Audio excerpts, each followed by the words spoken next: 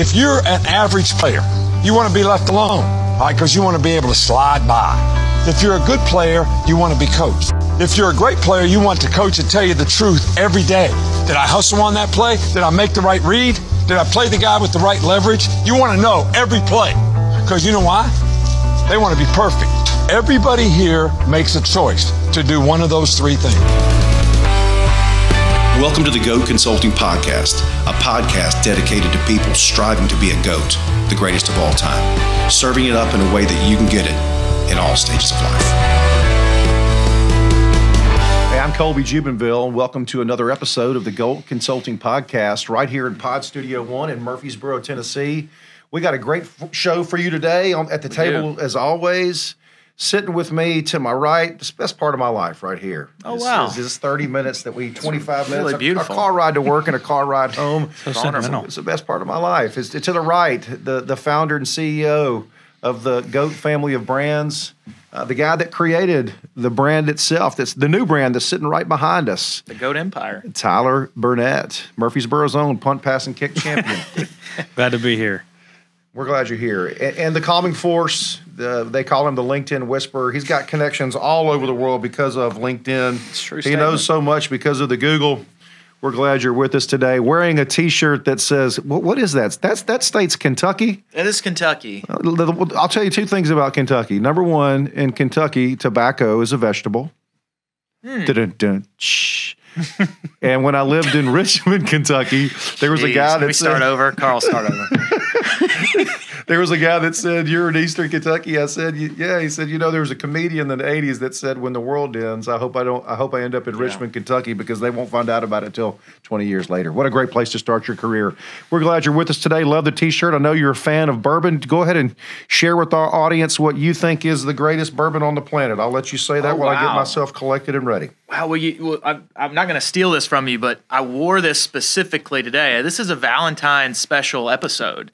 And it would be obviously very easy for us to share about our wives, nod to the wives. They're awesome. We're in love with them. It's very easy to share about them, and let me say it that way.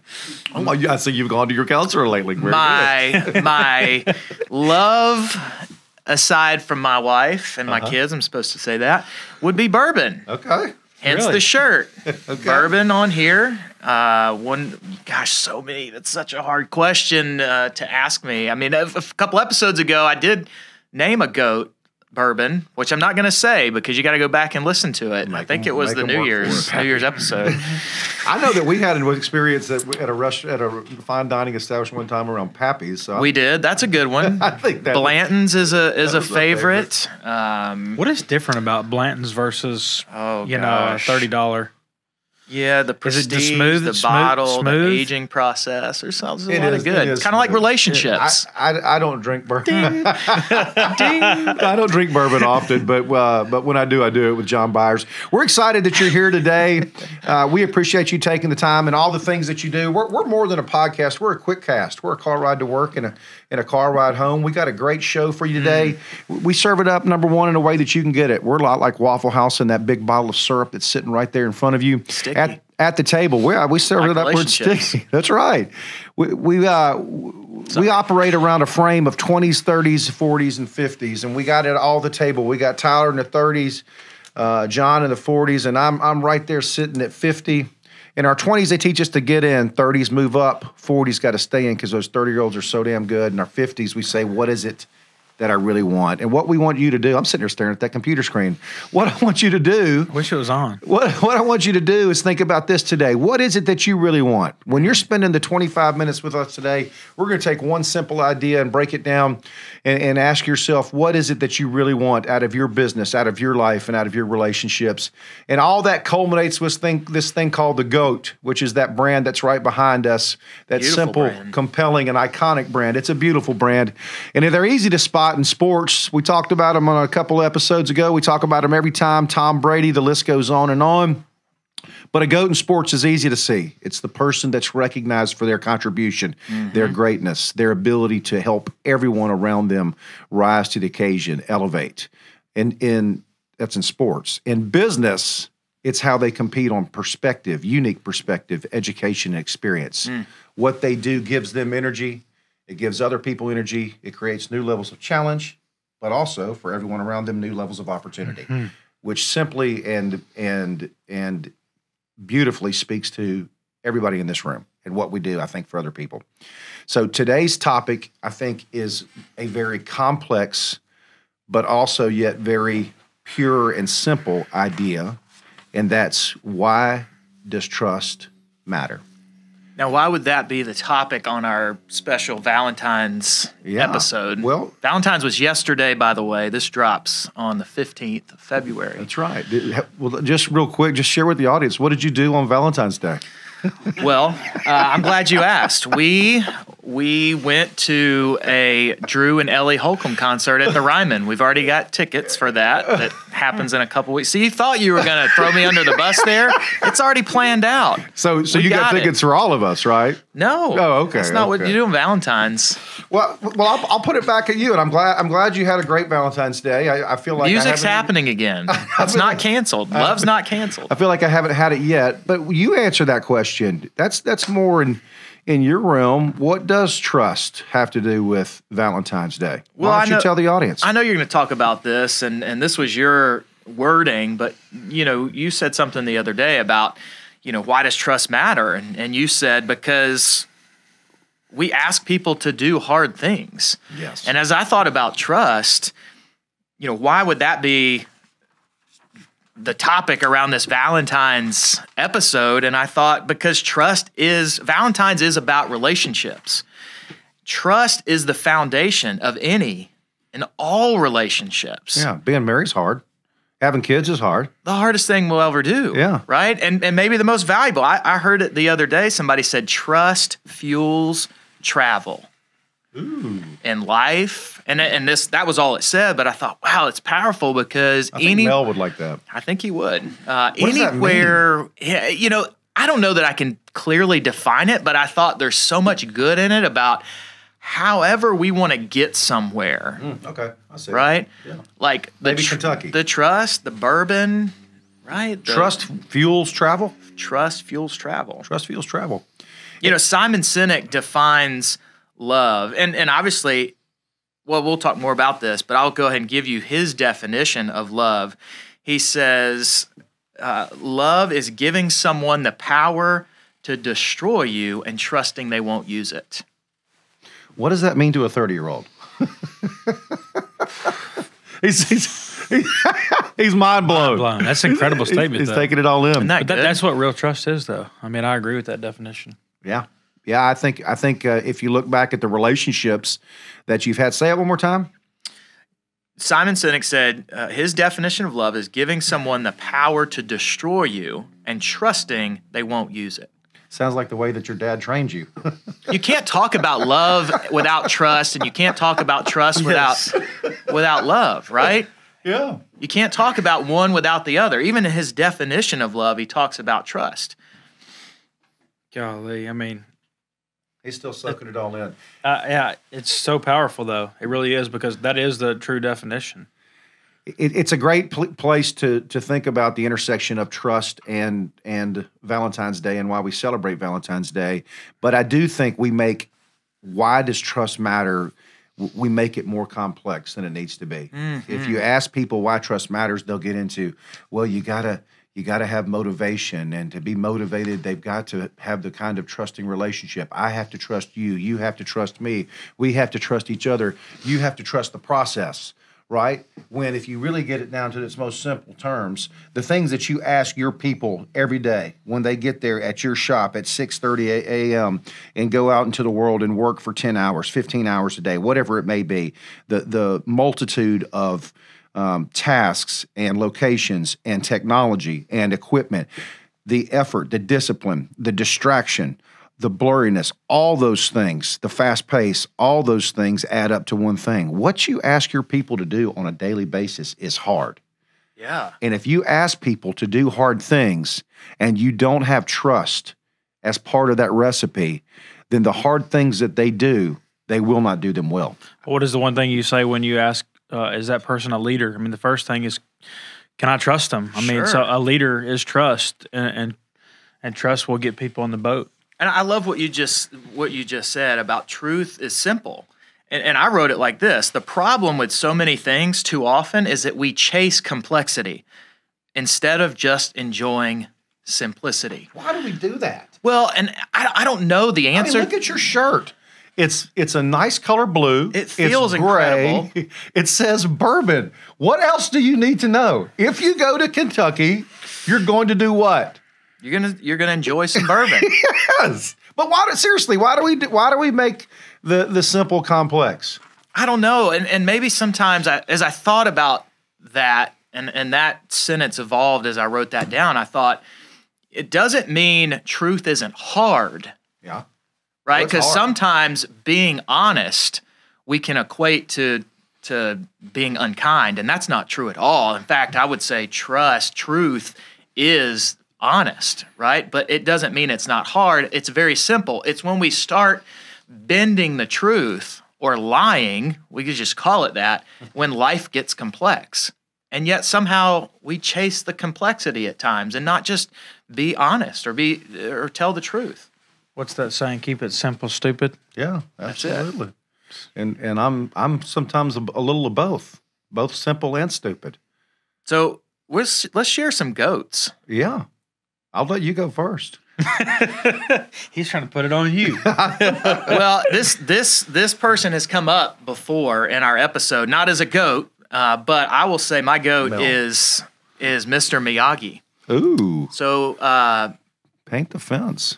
Yeah, I mean, Karate Kid, Mr. Miagi, and the moment we've talked about before, probably one of the greatest moments in certainly for me, any theatrical movie, anything that's ever existed, at the end when Daniel asks him, hey, do you think I could have won? This is when he thinks he's not going to compete. So listen to one of the other episodes. It's in the GOAT archives. You'll have to go back. Way YouTube, deep. Amazon. Yeah, it's this. Different brand. So, but this is not about that. This is about when Miyagi asks LaRusso, do you want to learn karate? And LaRusso says, well, yeah. He says, okay, be here tomorrow at X time. And he gets there, and he asks him to paint the fence. Mm-hmm. And then after he's done, he asks him to clean the garage and then wax the car, right? We all know the line, wax on, wax off, right? Like we know those things. And when you think about that, you think, what is he doing? Like he's not teaching him karate, and Daniel gets frustrated, right? But what he's doing is he's building trust along the way for something he's going to get to later on. And then eventually it all connects when he starts actually showing him karate and how much all of that played into it. But it took that trust, that building of that relationship for him to get to where he did at the very end. And the reason, the whole culmination of the movie, when he asked Miyagi, do you think I could have won? His answer, what he was looking for from him, was built on that very first day when he said paint the fence, when he felt like it never mattered, and it mattered more than anything. Apply that idea, wax on, wax off, paint the fence. Apply that to somebody that's 40 years old, that's survived through COVID and this pandemic, and that's at a pivotal moment in their life where they've got to make some decisions about what to do next, about their career, about how to build relationships. What is the takeaway? What's the practical takeaway for paint the fence? Well, I mean, I would say what you're doing in the moments where it feels insignificant really matters in relationships for building trust. And in the same way that LaRusso came to learn what he thought in his head was karate and started painting a fence, how that looks like to us today is the moments that we wake up. And we talked about habits, right? The habits we create in relationships, I think, fuels the travel for where we're going in those relationships. I mean, just a practical takeaway I wrote for today, and maybe you can help apply this to what you just asked, but here's how I wrote it. We have much more to gain when leading in relationships with trust. I think somebody put it like this one time, having an opening bid of trust in relationships. So being open to actually trusting someone instead of being the practice cynic that our society or civilization creates us to be cynical. Open the bid with trust. So I'll go right into my goat. Okay. And it's going to be my old man. And the more Talked I think about him before. Yeah, and he's a big part of the reason why I am who I am today. But one of the things that you said is he taught me throughout whether it was getting me a lawnmower for my 15th birthday and teaching me to go cut grass so that I could pay for Sonic, where we used to hang out as kids. Well, if you're going to go to Sonic with your buddies, you're going to pay for it. Yeah. And if you're going to drive this truck, you're going to pay for the insurance. You're going to pay for the gas and all those lessons. I think it was obviously love, but it was habits. He was trying to create the right habits in me to go be a man and have the rhythm and the grind and the preparation and the dependability. He showed that in me. And he didn't have to do that. And in fact, I've heard you talk about your relationship with your dad and then his relationships, and he didn't have that as part of his life per se, the way that he intentionally built it within you. Yeah, he just didn't have a loving relationship with his father, and he just said that he was going to make it his determination to be the opposite of that. Yeah. And it would have been easier for him to not get up early mornings to go do those things with you, right? But man, I remember one time specifically across from the old hospital. Do you remember the baseball field that was there? Yeah. And it was 27 degrees, and this was back in probably the late 90s. And bubble jackets were a big deal then. Bubble jackets. And we were out there. I don't know what that is. You don't know what a bubble jacket is? I do. Yeah, the jackets that look like you were the Michelin man. Yeah. Okay. And so we were out there I'm thinking, why is this man got me out there at 12 years old in 27 degrees taking ground balls and hitting me ground balls, and he's got my back to him, and it was a drill where you had to have your back to the person hitting the ball, and when you heard the ping, you had to turn around and then make a quick reaction to the ball. And I'm sitting there and I'm thinking, what in the hell are we doing out here at 27 degrees? Yeah. But it was all in that he wanted me to be the best person I could be. And part of that was the habits. It wasn't just about the end goal. It was about the habits every day to be prepared to win.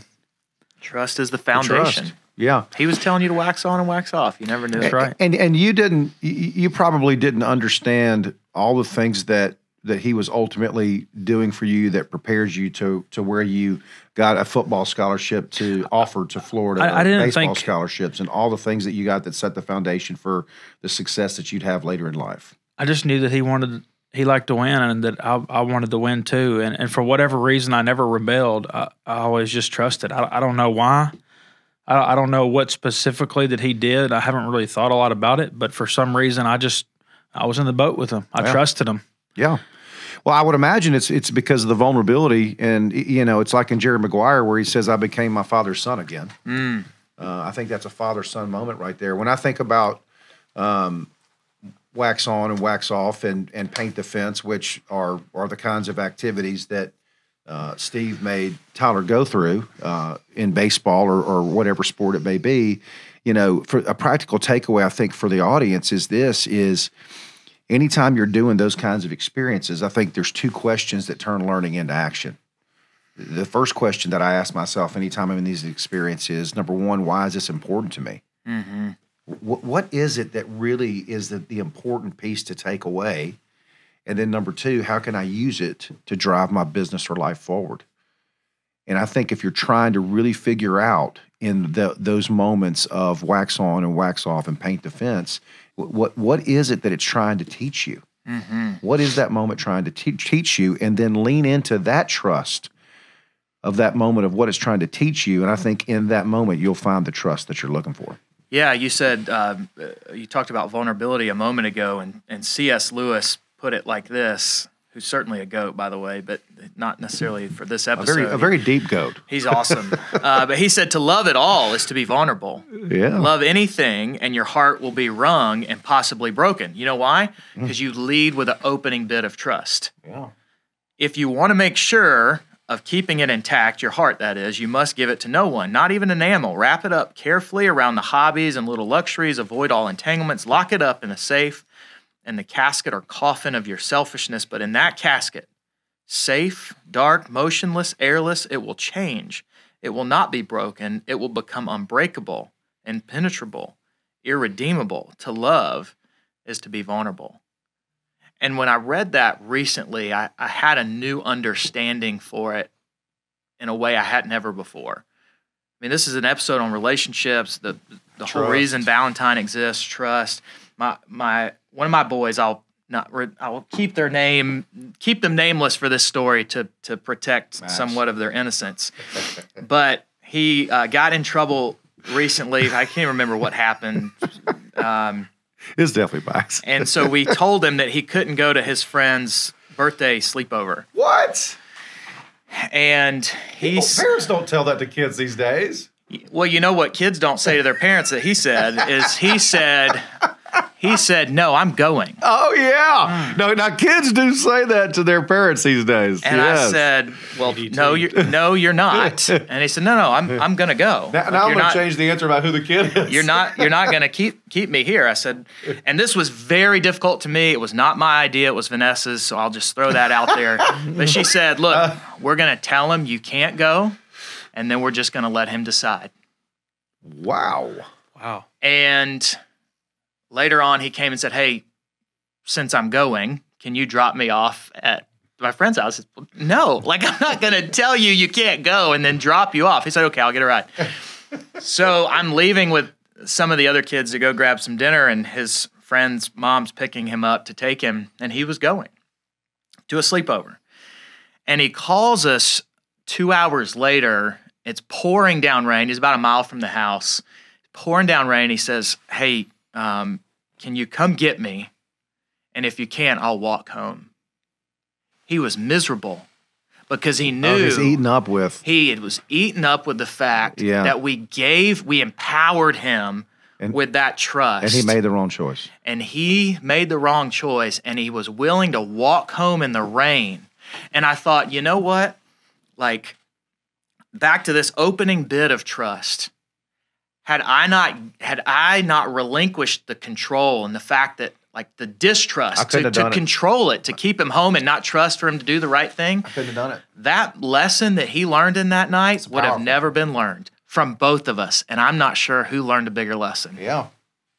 Boy, that's tough. I always learn all my new dad skills Who's up here. parenting who? I say it all the time. Well, I mean, we're going to just change this thing. This is not the GOAT Consulting podcast. This is the... But controlling is not controlling. To your point, I think parent. I think what I took away from that is controlling does not necessarily mean control. And to have control, maybe sometimes you have to let go of control. 100%. Well, let's say it this way. I think, and we can bring it back to a business perspective, and your story is a great example of this, is that in the first part of our careers, we spend that first part controlling because that's all we know how to do. Yeah. And then in the second part of our careers, we spend time engaging because we figured out that there's a difference between control and engagement. And Jerry at 35, mission statement, not a memo. Yeah. Yeah. Yeah. And so what you did, which I don't know as a father to son moment that I could do that, which is I think a testament to your calmness, and you are the calming force of the show. But to have that moment where he can learn that lesson and then it aided him, I think that's something that he will remember certainly in all the stages of his life when he thinks about how to build trust and how to connect with other people. You know, my goat, did you share your goat? Miyagi, that's right. Come on, that hurts. Well, I mean, I've got so much. You said this parenting thing, and it's just taken. I'm not even here right now. I'm sitting in my car, and I'm thinking about all the decisions I made and how I parented Jack over the last 10 years, and I'm really beating myself up over it right now. I've got a big data set of that's what's going on too. So. But my goat is Stephen Covey. He's the greatest author around trust, and he said this simple idea, and it's what we'll leave with our audience, and I'll get a chance for a little feedback from you. But he said, trust is the glue of life. And what you just explained, I think really illustrates, I mean, it may be even a little bit more sticky than that big bottle of syrup that's sitting right there in front of you. He said, trust is the glue of life. And if you think about trust, and as we start to bring the plane to the ground, the very first thing that we hope that you'll take away from today is that what you ask your people to do, I don't care if it's Tyler's business where they're out in the elements and they're out dealing with difficult places to get in and get out, and all the challenges that go along with that, and driving the hundreds of miles to get there. Or you're in John's business, where you're dealing with multi-complex, faceted boardrooms of people that all have agendas, and you're trying to navigate their way and your way to a place that really puts them on the right side of risk. At the end of the day, the thing that connects us all together, or me in the classroom, or coaching one-on-one and building that relationship, one of the things that connects us all together is the work that we do is difficult.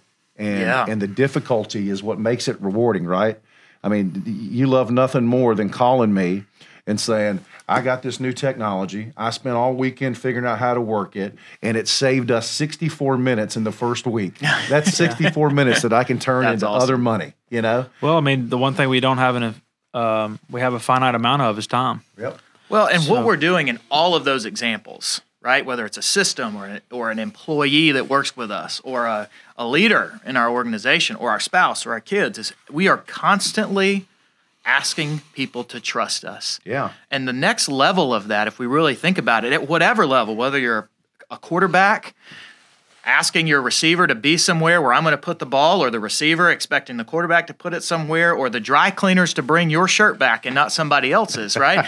We are constantly asking for trust. And in a little way, at whatever level, because there's different levels of trust, the higher the stakes, the greater the level. Whether, if you're in a T-ball game, that level of trust as a quarterback is different than what Tom Brady's going to experience here, or maybe when this airs, what he just experienced in the Super Bowl. We're asking people to trust us, and in a little way, whatever the level, or a great way, we're asking for their love.